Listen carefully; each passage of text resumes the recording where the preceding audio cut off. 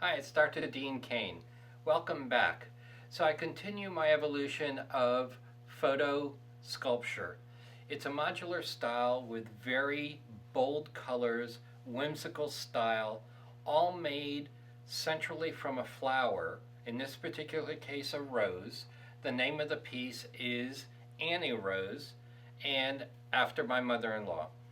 It happens to also be my wife's favorite piece. I wonder why.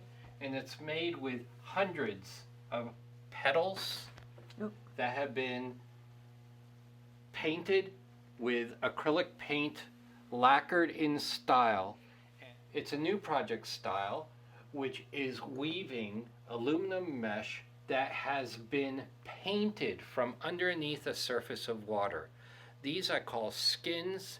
It's in addition to the photoshopped, photo sculpted pieces, and on top of canvas backing.